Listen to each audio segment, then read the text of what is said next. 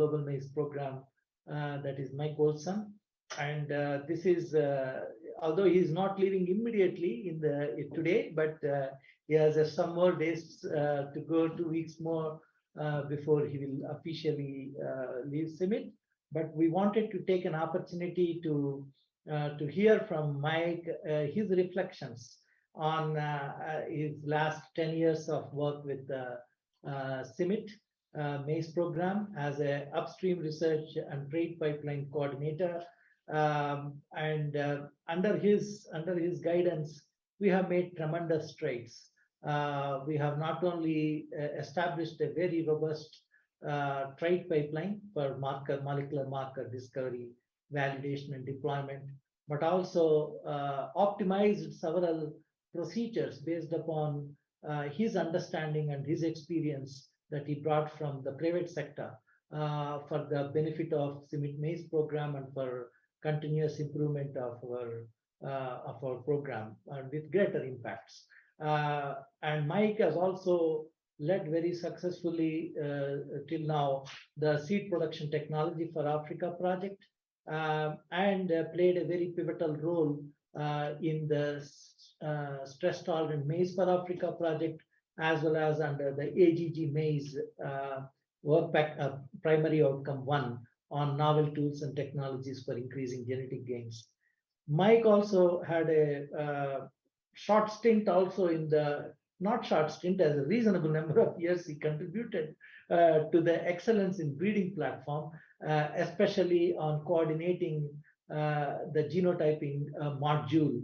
And through that, this has benefited not only the Maize program in terms of establishing good connections with the service providers, but also other institutions, including the national programs, have benefited out of such an arrangement. So all in all, it's an extremely difficult time for us to see Mike go, although we can understand the major reasons of why he has to take a decision. Given an opportunity, would have left CIMMYT, but I'm sure he considered all that, and we hugely respect the value that he brought to CIMMYT as an institution, the contributions that he has made to. Have we lost? No. Are we still there? Yes. Okay. Contributions he has made to CIMMYT Global Maize program on various fronts, not just in terms of trade pipeline coordination, but also on streamlining or optimizing many procedures and protocols related to product advancement and so on. So many thanks, Mike, for all that you have done. But we would like to first listen from you, your presentation, and then move on to the reflections from colleagues. So over to you, Mike. Okay, thanks, Prasanna. I really thanks everyone for joining today. It is difficult to say goodbye in many ways. I'm really grateful for the opportunity to work with CIMMYT these past 10 years. Yeah, it's I arrived in Nairobi October of 2012 to interview for the position, and I still remember vividly the meeting in the boardroom and meeting all the colleagues that I would spend so much time with over the past decade, and it's been an honor, and really has. So I apologize in advance a little bit. I had hoped to have a little more polished presentation for today. I had a little bit of a family medical emergency this week that I'll touch on a little later, that kind of pulled me away. And one thing I've learned over the last 6 years is that I'm not nearly as productive in hospital waiting rooms as I wish I was. But I'll share a little bit on that when I get to that. So when I joined CIMMYT in January of 2013, actually my first day on the job, I flew to Kathmandu, Nepal, got off a plane and joined the GMP annual meeting. It was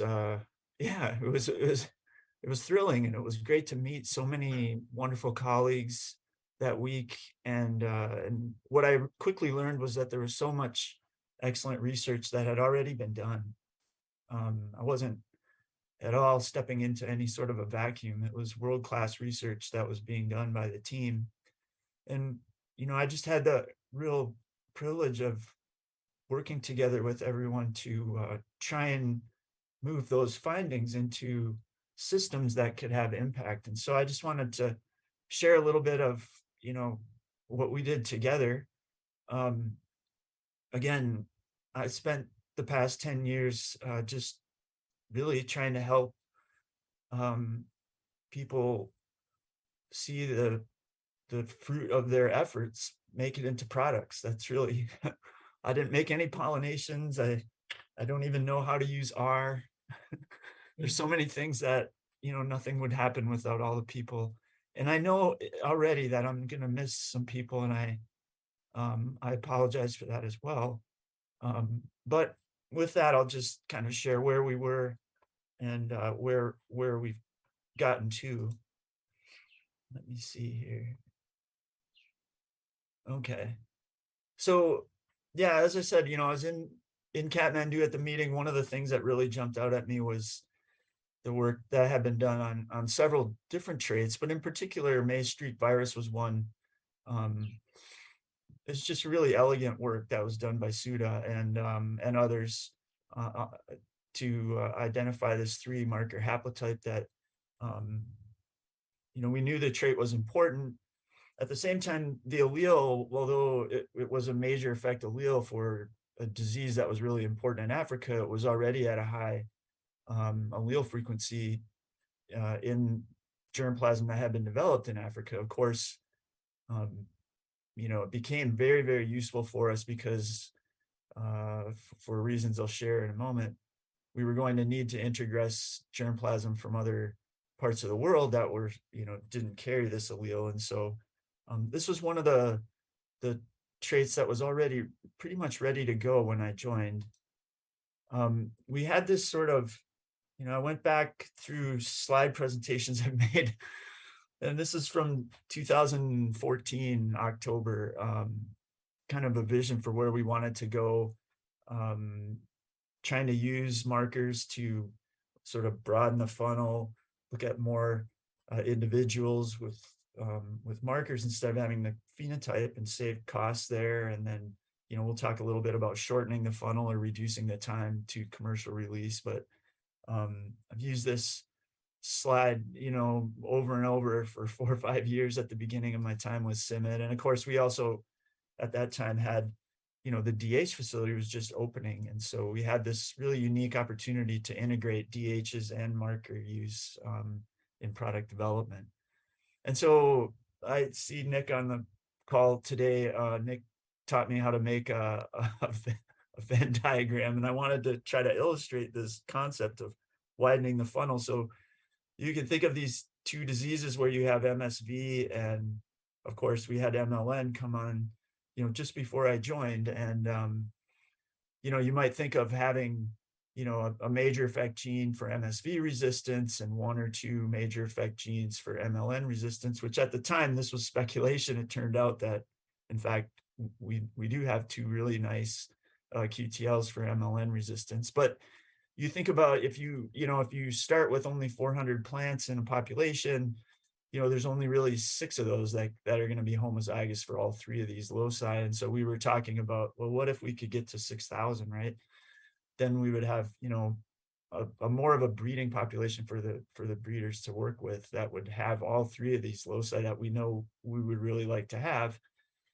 And of course, I don't have the time to really go into all of the story of how we got from there to here, but a big part of it was, in fact, finding lower cost genotyping solutions. And so working together with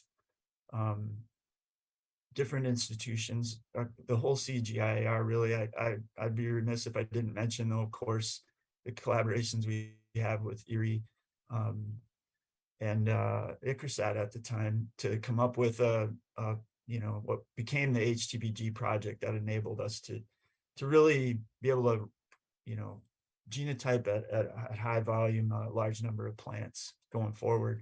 And so we had this pipeline again.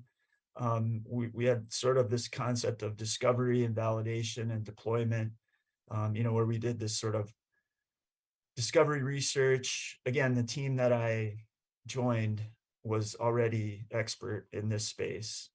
Again, at the risk of missing anyone's name, I of course have to, mention Shwetsai, Suda, Yunbi, and Manje, who joined shortly after I did. Just an excellent team with strong capability. At the time, we had Babu as well on the team. So this part we were really strong in, and we had a good concept of validation, fine mapping. We were getting to be able to, optimize these markers. So we had high throughput markers, and then deployment was really kind of the place where, I felt like I could help contribute. And so, we tried to come up with systems for line conversion or marker assisted backcrossing. It's widely known as trait integration in the private sector. And then forward breeding, which is just, using these markers to select for plants that would have the alleles we want, so we don't have to phenotype all the ones that don't have the traits that we really need. And so, of course, MLN was a big part of the story, was on our radar, major issue.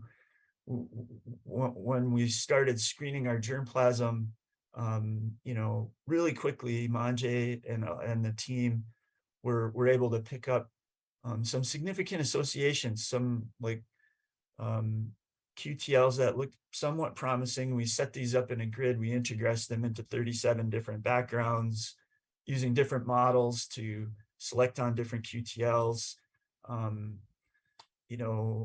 The team was super creative in trying to figure out a way to do 3 generations per year in Kenya with all of the logistics constraints and challenges. Just remarkable what they were able to do. And of course, at the time, McDonald Jumbo was on the team, and he was resourceful in finding ways to do that together with Veronica and Manje and others. We executed these projects. I just throw this slide in because it reminded me that of the resourcefulness of the team. We didn't have a lot of access to barcodes and other things at the time, and that didn't stop anyone. They figured out a way to use little plastic spoons to track the plants, and we made good progress. So the first, the set of these projects came through, and we were able to demonstrate that we could in fact increase yield under MLN pressure, test cross yield. Of course, these were using MLN resistant testers that had been identified by Joseph and others on the team, Dan. But long story short, this initial wave of backcross conversions, we were able to increase yield under MLN pressure, and we were able to show that we had basically yield parity when there was no MLN present. And of course, the best MLN check that we had, we were kind of in the ballpark, and the commercial checks were, of course, very susceptible and basically weren't producing any yield under MLN. So, this is just to kind of highlight, the scope of what we did in that first panel. It was a little bit of discovery at the same time. We didn't know which of these QTLs would work, if any of them. We did this large scale integration effort with feedback from the team on which lines to convert. We actually, you look at the timeline from when the disease was first identified in Kenya to when we had materials in advanced trials was a fairly rapid response. Again, in part due to the, rapid cycle nurseries and the efficient test crossing and evaluation. Of course, yeah, it goes without saying that the phenotyping that continued to improve in that time frame, first with Sotero and then later with Suresh joining, enabled everything that we wouldn't have had any success at all without the just outstanding phenotyping that was being done. And In the same time frame, I think 2015, I think this photo was taken. This is Burhanu, who was at that time a grad student working on the IMAS project, but he executed this essentially, it was a QTL mapping experiment with a donor line that had been identified as having strong resistance to the disease. It was KS23-5. We actually have it mislabeled in my old slide here, but these two lines from the KS23 population really resistant to the disease. Yeah, this large sort of experiment where we genotyped the tails of the population. We just looked at susceptible and resistant lines. Here's, Burhanu showing us, kind of the extremes of the populations. This is a really important experiment. Again, tissue sampled all the individual plants. We found this large effect QTL. It worked across multiple populations. And of course, it was recessive, which was a challenge for us in terms of deployment, but it worked really beautifully. So we could see it across different populations where the KS line was present. The disease scores were much lower when you had it in a homozygous condition. And, if it was heterozygous or homozygous elite parent allele, you had susceptibility. This was back even before we had converted to a 1 to 9 disease rating scale, if you go back far enough. But this is just the QTL segregating in the field. You can see in a row where it's segregating, a quarter of the plants are resistant, the other 3/4 are susceptible. This work, the fine mapping work that came from here, was done by a grad student, Anne Marithi, who did all the phenotyping work that eventually led to the gene editing project that, collaboration we would have later with Corteva, and eventually identifying the gene that's underlying this trait. Again, now this was a little bit simpler. We had one gene with a major effect. We integrated it into genetic backgrounds, and when we fixed it homozygous, it gave us beautiful resistance. And of course, we used it in combination with MSV1 in a forward breeding setting. And so for several years now, the Africa team has been screening populations, both in Eastern Africa and Southern Africa, for these two QTLs. And, we estimate we've saved, a fair amount of money just from not having to phenotype these two diseases, because both of these alleles work really well against the two major viral diseases that we know we need resistance for in the region. The KS23 allele, of course, we continued to integress, and we were successful in converting lines. We also had lines that were forward bred with the allele, and in combination with some of the converted lines, we started to see these materials advancing in the pipeline. New products coming through in the next few years that we think will be reaching seed companies and eventually farmers that have resistance. And here you just see that, some of the hybrids that advanced, fairly competitive in under optimal conditions with commercial checks, and our best CIMMYT check, and 5 to 6 tons higher yield under MLN than what's available out there.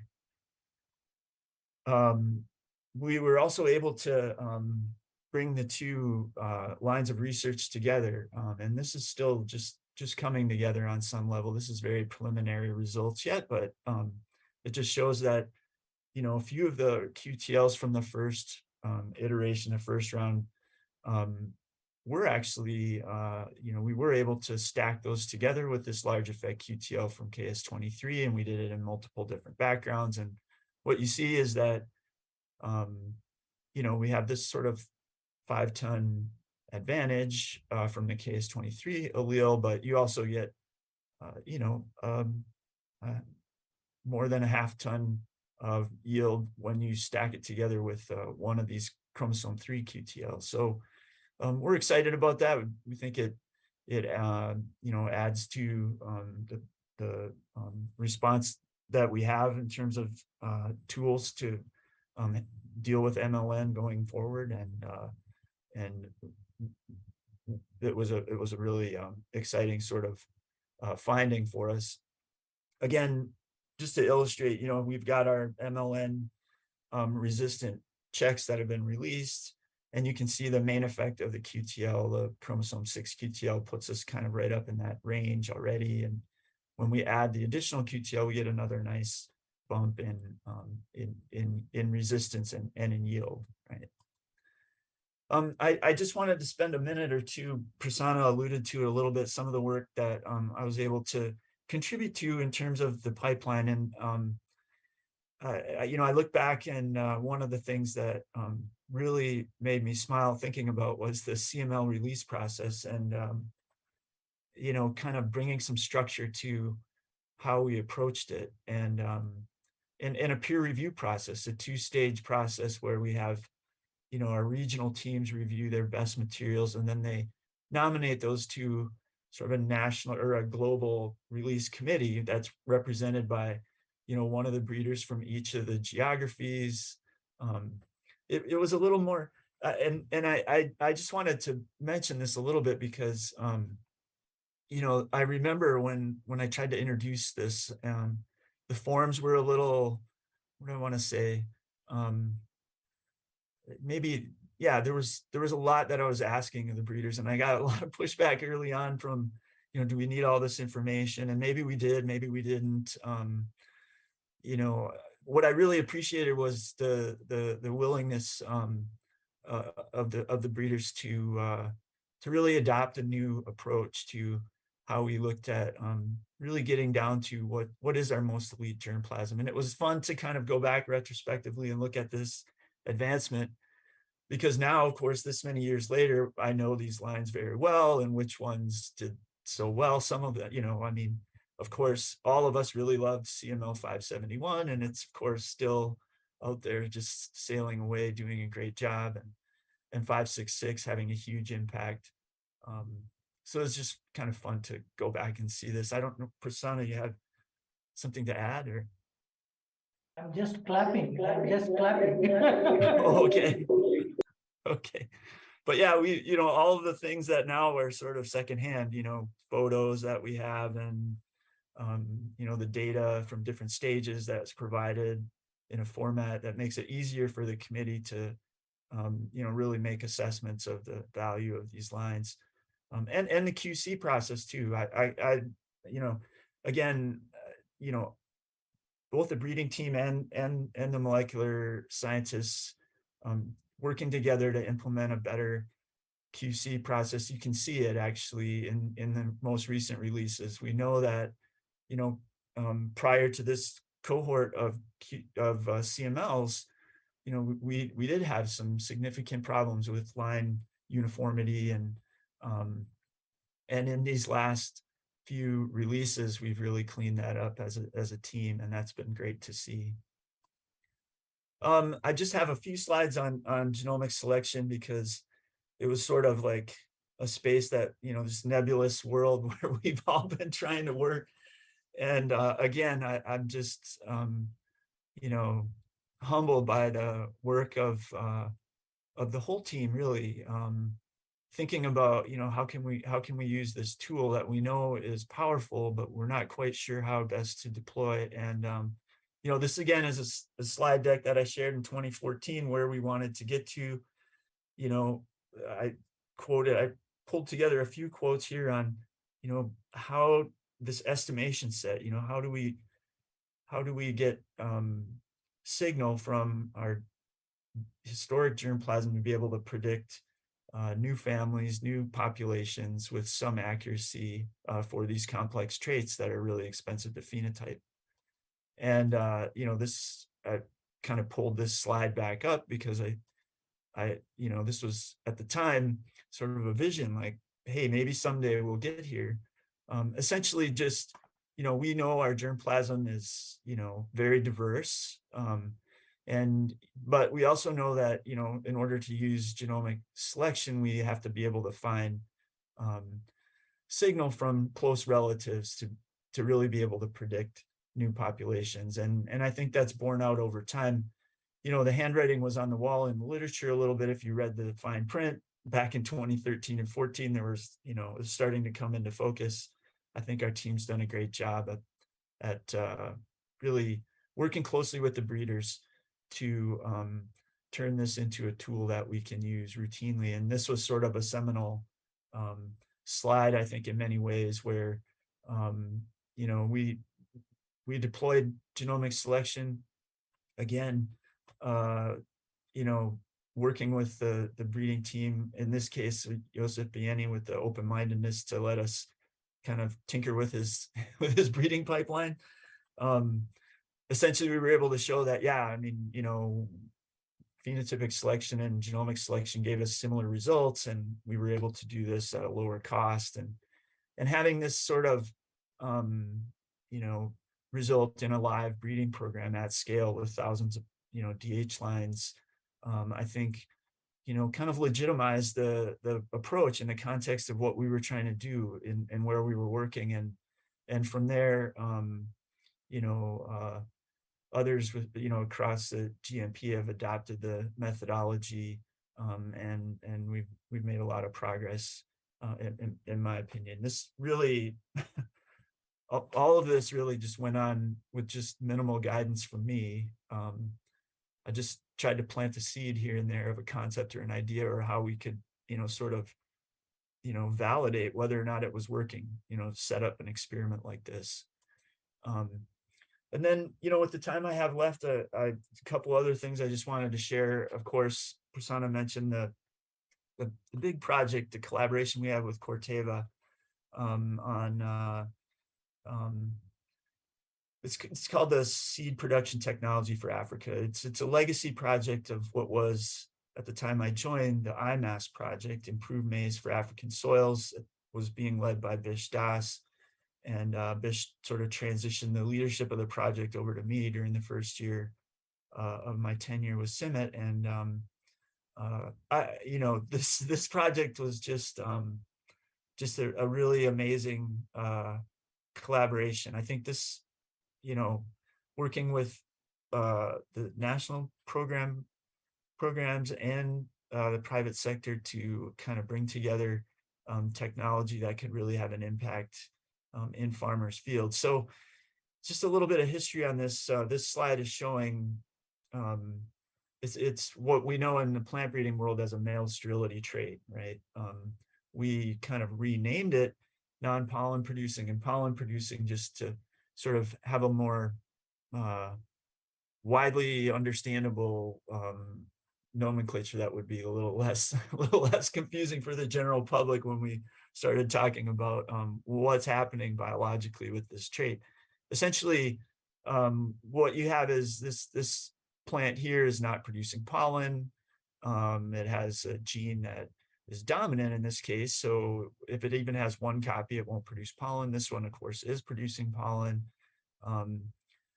The basic concept is that the plant that's not producing pollen is saving resources, reallocating it to grain production, and the plants that do produce pollen produce plenty of pollen to pollinate the entire field. So reallocation of resources in this way gives us a bit of a yield advantage under stress in particular. I don't have a lot of time to talk about the real nitty-gritty of how the system works, other than to say there's a really elegant 3-gene construct. It's a transgenic construct with that allows the plant to produce pollen. The transgenic pollen doesn't germinate because it has an alpha amylase that precludes it from growing. And then there's a red marker on there. So essentially, the long story short, we use this maintainer construct to produce non-transgenic seed, since the transgene itself is not transmitted through the male. And again, no time to really go into a lot of the detail of how this works, but essentially, we're making up pre-basic seed and basic seed, 3-way hybrid production. So there's a real advantage here for the seed companies as well, because They don't need to detassel, and two, they have a better assurance that they're getting hybrid seed production.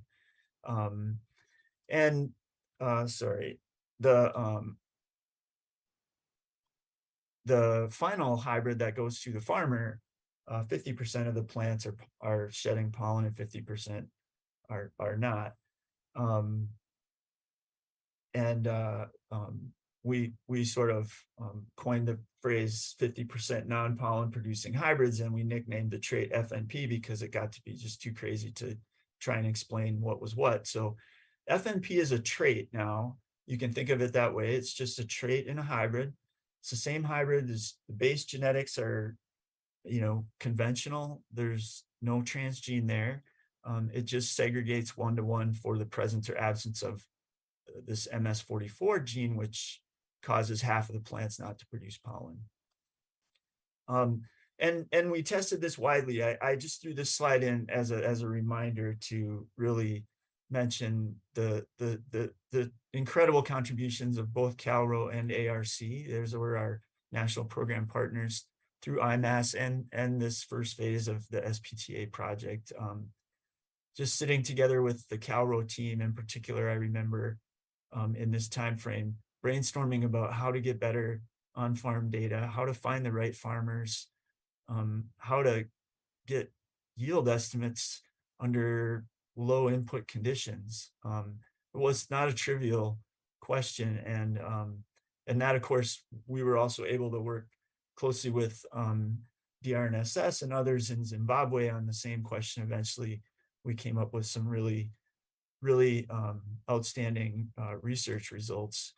So in the end, we were able to show that across a range of yield levels, both on farm and on station, we get about a 200 kg per hectare advantage when we have FNP present. And of course, at 2 ton and below yield levels, this still held up, which translates to a 10% yield advantage at a 2 ton level, which of course, for several of the countries where we work, the national yield averages are in that range of 2 tons. So this was really relevant for a lot of the farmers that we were trying to serve. Some really nice work done by Esnith in Zimbabwe and others on looking at all the different changes to these plants. Again, it's just kind of really nice to see it tells the story really well. You have fewer tassel branches, the tassels weigh less.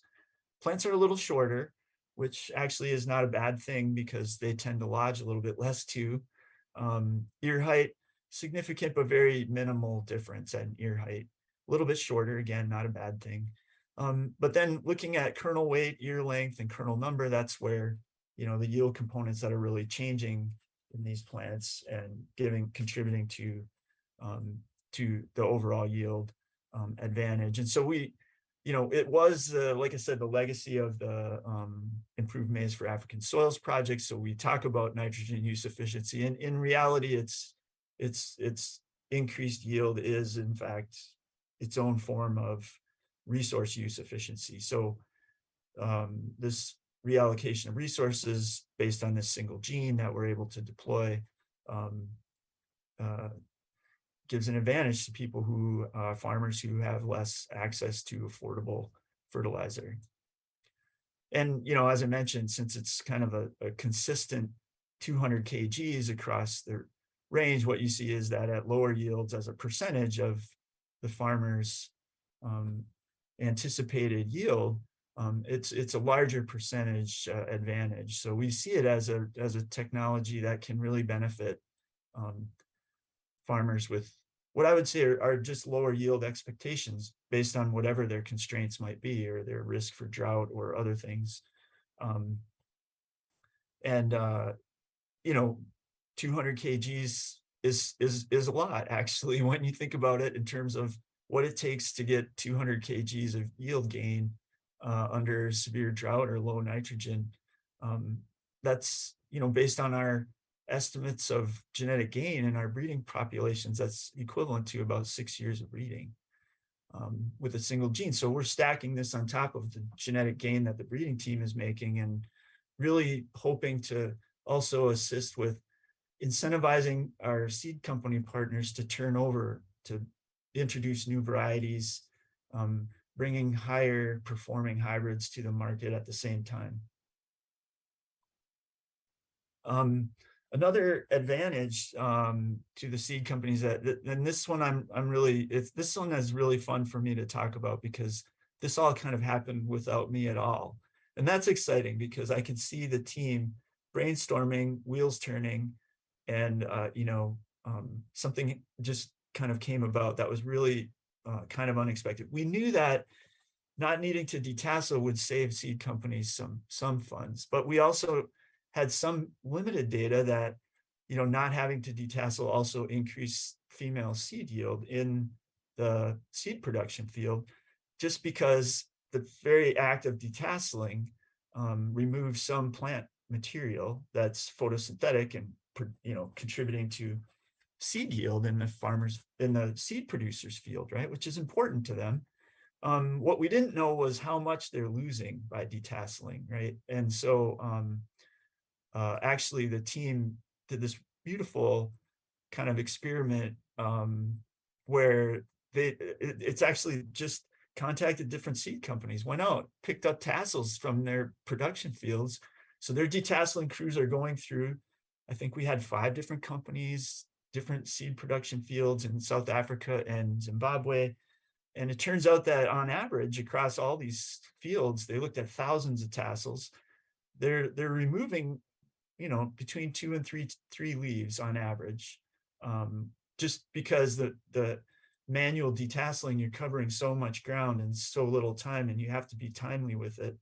And that actually translates to about a ton of seed production, when we look at the impact of losing those leaves. And so we see this as a real advantage for seed companies as well. And this one as well is consistent from low to high yield environments. So seed companies that have less resources, smaller seed companies, may not be able to irrigate. Their yield targets for their seed production fields might be 4 to 5 tons instead of 8 to 10 tons. And 1 ton at a 4 ton target is 25% yield advantage versus at 10 tons where it's 10%. Either way, it's money for seed companies that we think this will be of interest to them as well. And yeah, I see I'm kind of running low on time, so I'll just quickly mention that again, we did some really nice research. This is research that Esnith has been doing on her PhD project to look at what happens when you recycle FNP hybrids, because we know that there's farmers do recycle, and in fact, female-headed households are more likely to recycle seed. In this case, you see this little diagram. They're more likely than male-headed households to recycle seed. So, we wanted to make sure at minimum that there was no negative impact. And in theory, I thought, well, if you recycle the seed, you still have MS44 segregating. Perhaps you'll see the advantage carry forward. And in fact, you do. It's a small difference, but it's highly significant. And what we show here is that if you just recycle, the base genetic hybrid the next year on farm trial data again, versus, randomly taking half and half, like, you would if you just harvested all the ears from your plot and replanted them the next year. We called this a blend where we have 50% of the plants. So 25% of these plants will be not non-pollen producing. But if the farmer was actually savvy enough and paying attention, they could, just identify the plants that aren't shedding pollen, harvest those ears and recycle those, and you get a nice little yield bump as you'd expect. So this one is actually behaving just like an FNP. It's just a recycled FNP. So that was really exciting to see as well. And then, we projected out like what this trait could mean for farmers if it's adopted at different, rates. So 10% adoption could eventually result in 40 million US dollars to farmers across the region where CIMMYT materials are currently being grown. And if it reached 25% adoption, it would, translate to $100 million in value to farmers per year. Just a quick note here. Obviously, the next challenge is bringing all these traits together. And so, we've been trying to be aggressive with that as well.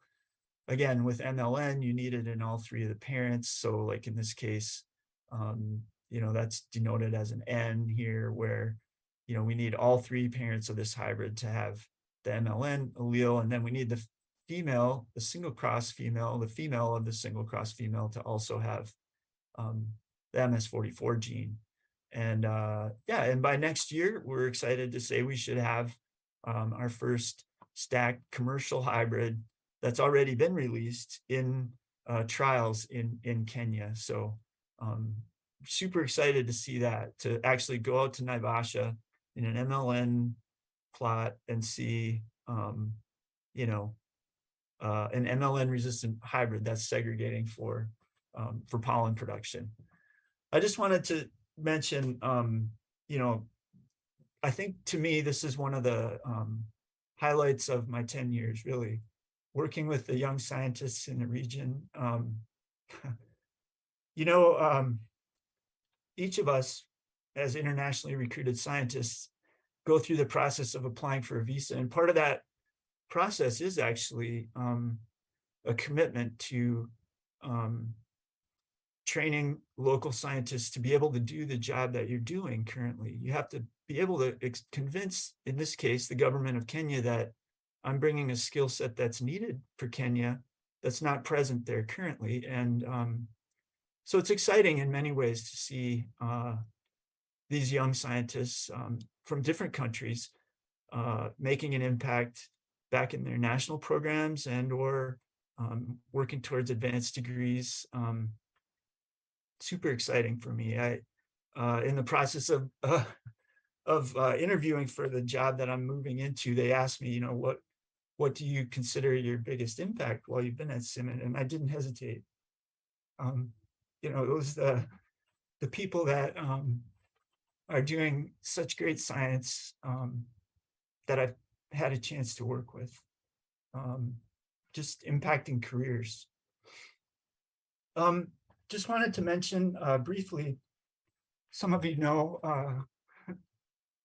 apologies.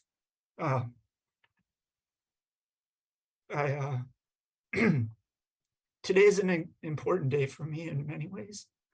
A year ago, my wife was admitted to the hospital and she passed away a week later. And the people on the screen here are really the people who made sacrifices to allow me to do what I've done the last 10 years. And leaving CIMMYT wasn't an easy decision for me. I really felt like I needed to be here for this group of people who, in many ways, need me to be more present. At the beginning of the pandemic, I had been 7 years, never in one place more than 6 weeks at a time, 1.5 million frequent flyer miles in economy. And, these two young people here decided that they would finish their high school in Kenya, a big decision for them. I'm grateful to CIMMYT for the flexibility they showed over the last 6 years to allow Carrie to receive the treatment she did at the time she needed it. Of course, her clock was ticking the whole time. And this past week, I shared a little bit. I was back in hospital. My father himself had a stroke on Monday and he's doing remarkably well, but I would have loved to have had a more polished presentation for you all. But, I was back in waiting rooms this week trying to pull together slides, and it's never as productive. Trying to work from a hospital setting. Anyway, I'm super grateful again to have had this opportunity and to have worked with such great people. Thank you all very much. Thank you very much, Mike. Mike, I have to go. I have to Go ahead, Kanvarpal. I have to go see my surgeon. My sutures are going to be moved from my surgery today. So my appointment is at 10 after 9, and it takes 20 minutes from here to get there. So I just want to thank you for all this wonderful time at CIMMYT. And remember, you alluded to that. It was just your suggestion or sharing of those data that QTL is showed on chromosome 6. Look where we are. You had an entire team of people influenced, just changed the direction of research. And that was the basis of everything we are doing right now. And you have heard that in the past as well, and I'll say it openly and clearly again. So, Anne, we are trying to do our best. Thank you for bringing her on board. Like you said, a young scientist, training young scientists in that part of the world. So just thinking, next week she's going to be at CIMMYT.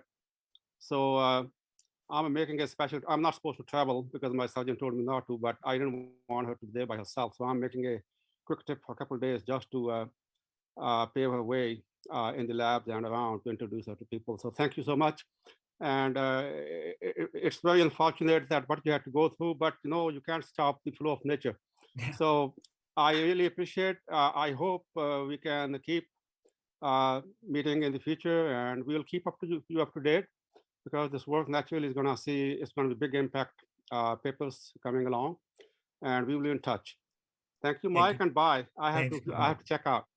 Thanks, Kanvarpal. Mike, can you stop sharing so that we can see the people also? And Sure. yeah, and colleagues, please feel free to raise your hands so that we can seek questions or any comments from each one of you or anyone who would like to speak.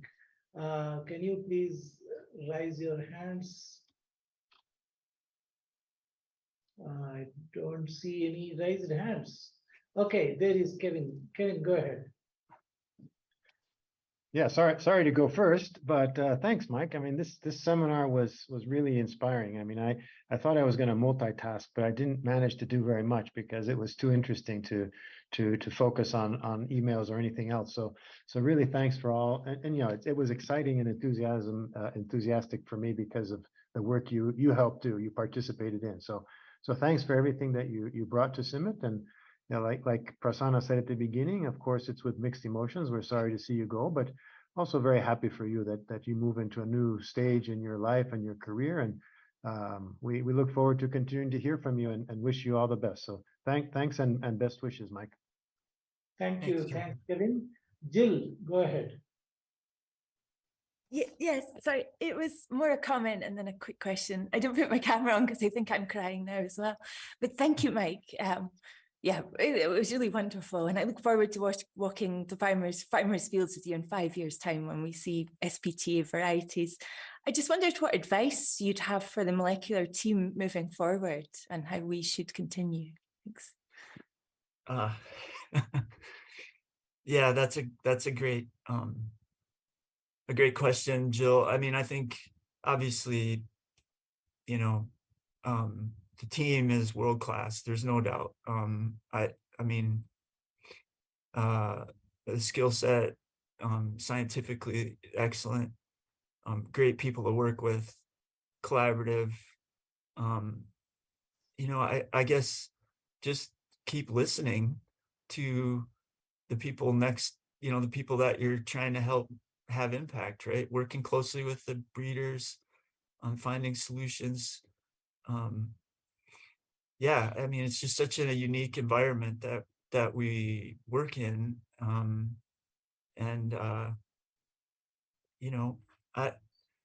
don't have any, there's no like specific scientific, obviously, because I mean, you're all so sharp and on top of things already, and you have such good collaborations outside of CIMMYT too. Yeah, just, I mean, yeah, and enjoy working together. I mean, I what do I say? I think back on all the times just, being out in the sticks somewhere laughing about some joke that, maybe Stephen Mugo is cracking, or, Mosisa. I mean, geez, you couldn't keep a straight face when you were with Mosisa, just have fun and enjoy one another. Obviously, right. I mean, hurdles keep coming, right? I mean, budgets shrink, conditions change, things get hard. Try to stay optimistic and enjoy the people around you. That would be my biggest. That's a great advice, Mike. Try to be optimistic and enjoy. That's a fantastic advice. Vijay, you are next. Thank you, Mike, for the presentation. I just want to appreciate all the support and all the guidance you have given for the DH program and your valuable suggestions. Actually, we are implementing some, and we could able to test some, like forward breeding just before the haploid induction, like QA/QC of the DH lines, and most of the time you come up very quickly with some type of cost benefit analysis to convince the team, showing that this will save the cost, or this will save the time. That approach is very, very convincing. And I also see that you will be always excited about any suggestion, or for example, I still remember the discussion we had about using the embryo rescue in the trait integration.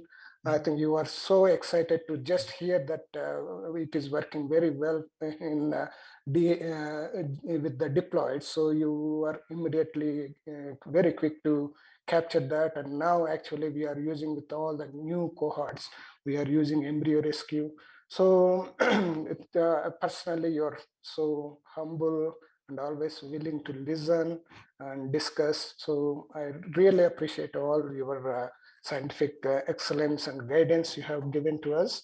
Thank you very much. And I wish you all the best for you and your family, Mike. Thank you. Thanks, Vijay. Thank you. Thanks, Vijay. Sudha? Thank you, Mike, for that wonderful recap of your journey at CIMMYT. In fact, it was coming through to me like as if, during your talk, that your journey at CIMMYT actually mirrors the journey of a molecular, the breeding program now, as it stands now. So yeah, indeed, as when you joined, you came with a focus on translational research, from basic research in that upstream space to breeding applications. Like while interacting with us, you always had this high level picture and help us put together, all these pieces together to develop the final picture. So, so also there is one secret which I have not disclosed to you yet, is that there were situations where I have saved some of your emails, as you simply think aloud in long emails sometimes in some of our discussions, and they will really have invaluable ideas which I could come back later to. So that I've done many times. And also one thing I've noticed is, as you said, you had this passion towards collaboration with national scientists in Africa, and you push us also for making that happen. You ask us for like guiding, giving our ideas to students, and then, helping them progress and things like that. So apart from that, Mike, what I felt knowing you as a supervisor to me was how extremely supportive you were, and the freedom and the space you gave to your scientists, complete trust. All the while maintaining, Zen-like approach. I don't know how you do that. So in whichever situations you may be in. So Mike, as I've always told you, you acted superhuman at many circumstances. And I really used to think how a normal person is able to do what you do in situations you have faced. So I'll surely miss working with you, Mike. I think we can collaborate later in your new job. I'm not sure exactly what are the contours of that, but anyway, wish you all the best for a wonderful future, personally and professionally.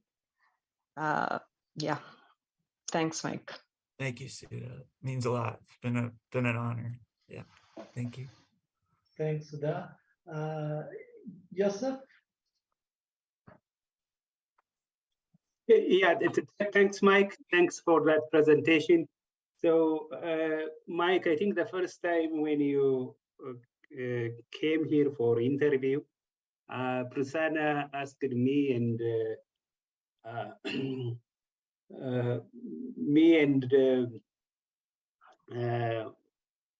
yeah, to take you to Kiboko to see the drought screening and the activity with Bish. So we drove to Kiboko and come back. So after that, you joined CIMMYT. So for the last 10 years, I think we have been. I appreciate your knowledge and insight in different aspects of our work. We have been discussing a lot about the germplasm, use of testers, and then how to implement those new tools and technologies, especially for those genomic selection. And then one thing which is very, I learned a lot from you is just putting a plan. I don't know how you did it in Excel. Sometimes you are bringing 5, 6 options, and sometimes it's difficult for me to understand. But the most important, just I like to discuss with you as when we just start writing a CTMA AGG project and framing the whole result-based framework, which is a very difficult just to comprehend. And it is very nice to work with you. I think we have released several hybrid and CMLs, and also published very good important papers. So so thank you very much for your contribution.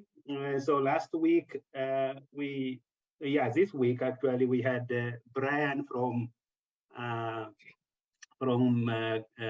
Bayer, and then he told me you will be a lead for tropical and subtropical in Bayer. So hopefully we'll continue collaborate on that. So I wish you the best in your future endeavor, and then happy to collaborate with you. Thanks, Mike.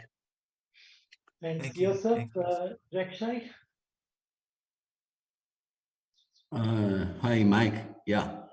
Thank you very much for your supervision and great support during the last 10 years. Yeah, I have learned a lot from you. And also you always lead a very great discussions internal, the Maize molecular breeding team, and give us lots of suggestions and also freedom discussions on how to implement genomic selection, and then how to use the high density or the high throughput genotyping platform, and also the trait discovery work, and also the conversion work. Yeah, congratulations to the great achievement you made at CIMMYT, and wish all the best for your future. Yeah, and looking forward to have more collaboration in the future. Thanks, Rekshai. Definitely. Pancho. Thank you. Hi, Mike. Can you hear me? Yeah, we can. Yeah. Thank you for your seminar. We have a couple of things to talk. Last time we talked, you mentioned that we need to go dinner in Texcoco because you owed me a dinner. I hope that will happen. Please don't use his ICC anymore. But you said that, remember? And but also I like to share with with you all the moments we have, or I have with Mike, always talking about genomic rapid cycling. I was always under some propositions, intense discussions with donors and everything. Always Mike came up with a email that put things on earth, and I like always your ideas of studying and discussing things that at that time were not very clear. But also we share very good moments when we make the predictions. One of the first predictions from Joseph, and the predictions came up to be very good, and everyone was very happy, including you. So I hope we are going to have this dinner in Texcoco or in US or in any other place, and continue talking and collaborating and having good ideas. And thank you very much, man. All the Thank best. you, Pancho. Thank you, Pancho. Suresh. So me and Manje are coming from Naivasha. It is the heart of Mike today. So Naivasha is one of the another heart here. So Mike, it is wonderful that it is great to collaborate with you in various angles. I'm sure you have done different angles to the Naivasha, be it the molecular aspect, be it gene editing aspect. Today is one of the most grateful places in the world. And really, we are thankful to you, and especially I learned several things from you in working closely with you. Don't forget, as Joseph mentioned, that you are now there. So we have announced one more season. So I am sure you'll come back very soon in Naivasha. Absolutely, Suresh. I certainly hope to. Yeah. And over to Manje. Hello, Mike. It's 9 years. So thank you very much for everything. I remember that, I used to after my big QTLC, but next let's implement it. Well, to making from theoretical reader to practical reader.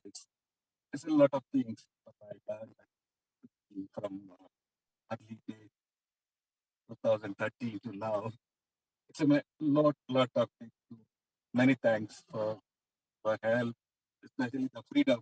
That's it's very difficult. We used to do many things, and whatever was going on. Later on, I used to discuss, and we used to feel some positives about that also. It was, I had to talk a lot. Yeah, when we were coming here, thanks, Mike, for everything. Best wishes. We have more right not just discover us. So, best wishes. Thank you. Okay, thank you, Manje. Thanks, Manje. Yungi.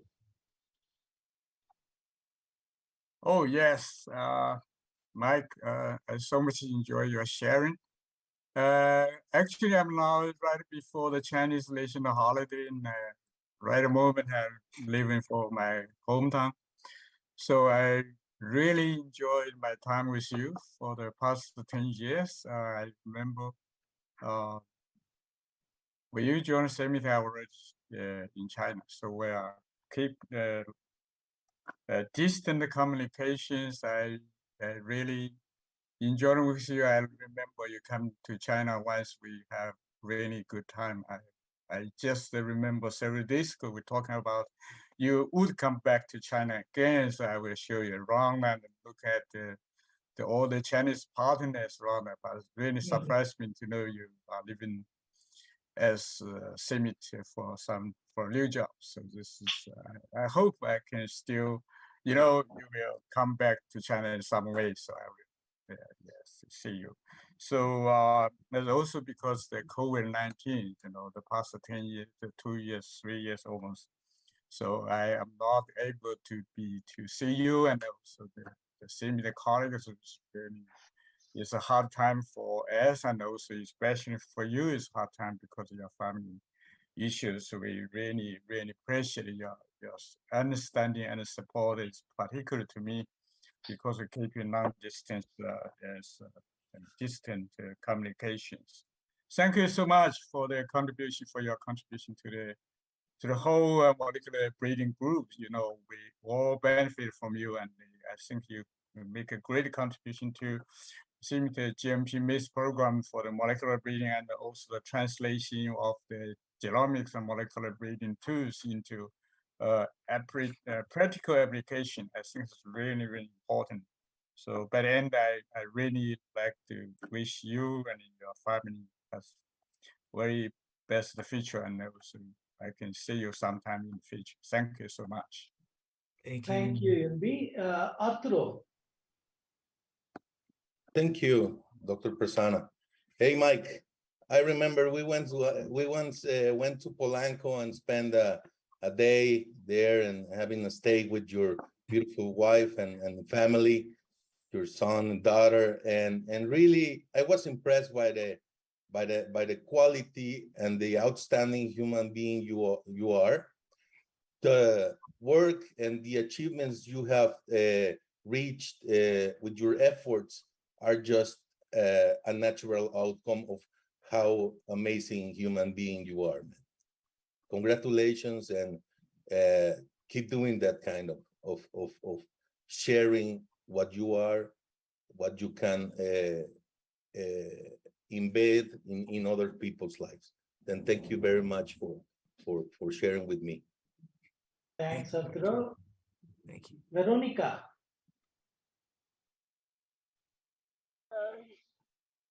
Mike, I'd like to thank you so much for the time that we worked together. You are so special.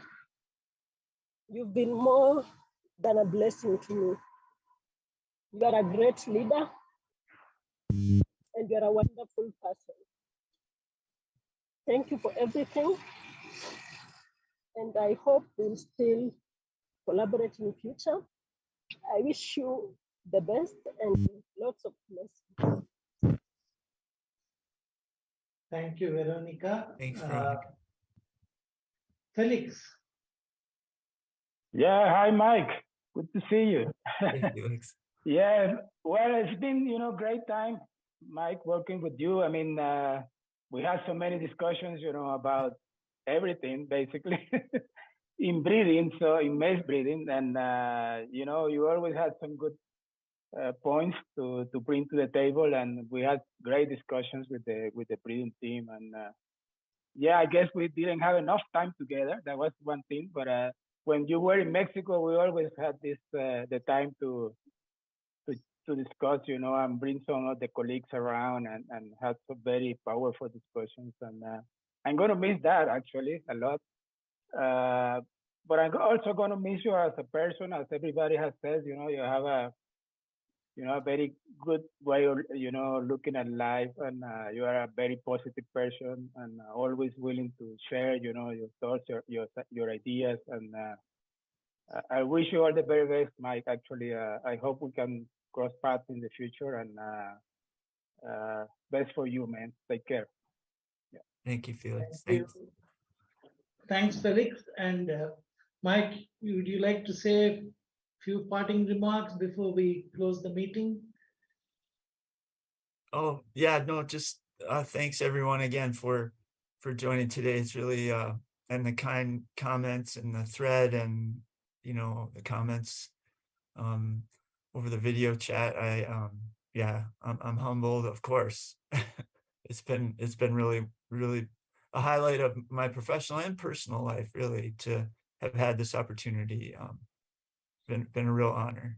Thank you. Thank you very much, Mike. And once again, I will miss you a lot as a very, very, very valued colleague who is always there to support any new move, any new change that we brought in the Maize program. You are solidly behind. You have inspired your team, and you inspired your partners, and you provided tremendous leadership. First of all, to the Gobi project, in which you are involved with the Cornell University, and of course the STMA primary outcome 1, then AGG Maize, SPTA, the CRP Maize, where you also contributed under the work package on stress tolerant and nutritious maize. So Mike, I deeply value the partnership and the friendship that you provided all these years. It has been a great pleasure working with you, and I will miss you a lot. But the world is small, and I'm sure that in your new responsibility, we will continue to work with each other. I'm 100% sure that wherever you go, you will always have the smallholders in your mind. That's the passion, that's the commitment that I have seen in all these years, that you are tremendously connected to people, especially those who are resource constrained, who are disadvantaged. Your heart beats a lot. And that please don't miss that wherever you are. And the CIMMYT is always there for you. You are always welcome to come to any part of our program and talk to our colleagues and then continue to guide. So do remember that you have a second home always at CIMMYT. And so look forward to continue. This is not the end. It's a new beginning, I believe. So be positive, continue to be inspirational to colleagues around you. And you are a very, very strong man. You are mentally and physically very strong. So I know you will overcome the personal loss, and you will make your children continue to be proud of what you have achieved and mold them into excellent human beings like what you are. So I wish you all the best on all endeavors, your professional and personal endeavors, and we are always there for you. And we know that you are always there for us. Thank you so much, Mike. And once again, best wishes from all of us, from the Global Maize program and from CIMMYT. Colleagues, please do open up our videos and give a big hand to Mike, please.